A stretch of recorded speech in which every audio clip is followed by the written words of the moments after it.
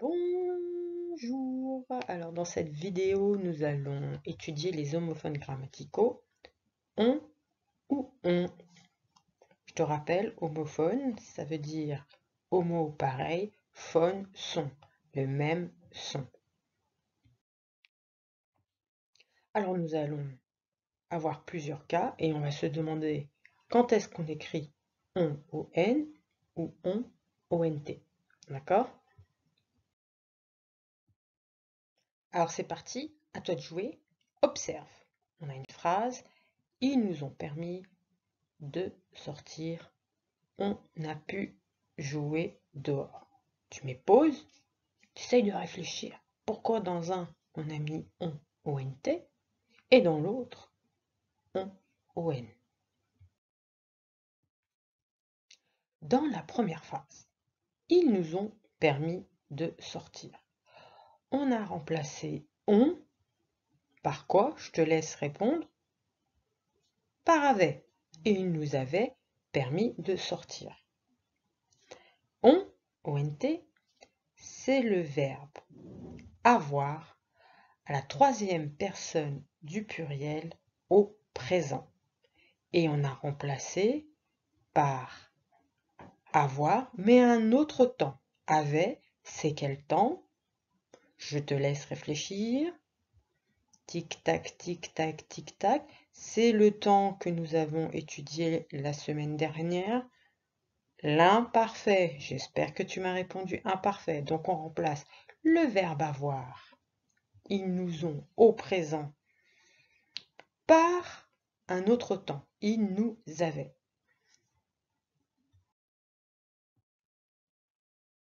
Dans la deuxième phrase, on a pu jouer dehors.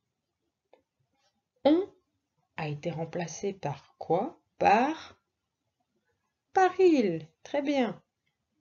Donc, on est un, c'est quoi sa nature? On, c'est un pronom personnel. Donc, on l'a remplacé par un autre pronom personnel.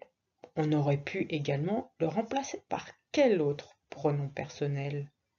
Je te laisse réfléchir. On aurait pu le remplacer par elle. Le tout, c'est que ça soit un pronom personnel. Très bien. Alors maintenant, on va voir si tu as compris. On ne les voit plus car ils ont disparu. Je te laisse réfléchir. Tu peux mettre pause sur la vidéo et on fera la correction ensemble. À tout de suite, je suis sûre que tu vas y arriver. Allez, pause maintenant.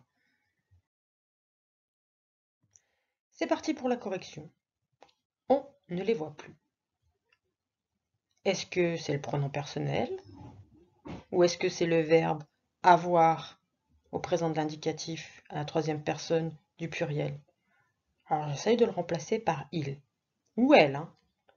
Il ne les voit plus. Donc c'est bien ON, le pronom personnel que je dois mettre. Poursuivons la correction. On ne les voit plus car ils ont disparu. Ils ont disparu. Qu'est-ce que j'ai mis? J'ai mis on, ONT. J'ai mis le verbe avoir à la troisième personne du pluriel. Comment je sais? Je vais le remplacer par avait. Ils avaient disparu. Donc c'est bien le verbe avoir. Rappelle-moi le temps de avait?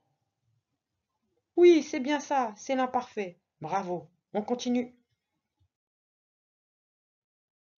On va vérifier si tu as bien compris.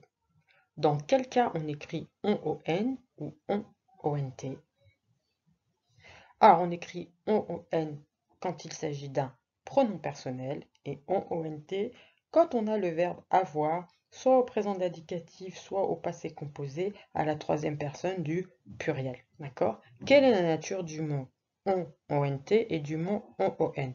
On ont, c'est le verbe avoir, soit à la troisième personne du pluriel au présent, soit à la troisième personne du pluriel au passé composé. Alors, je te fais une phrase au présent, ils ont faim, et je te fais une phrase au passé composé, ils ont changé la vitre, d'accord? Et le mot on, on peut le remplacer par il ou par elle, donc il s'agit d'un pronom personnel. Par quoi puis-je le remplacer le mot on, ont et le mot on, le mot on, ont, on peut le remplacer, ben, vu que c'est un verbe, c'est le verbe avoir, il suffit de changer son temps.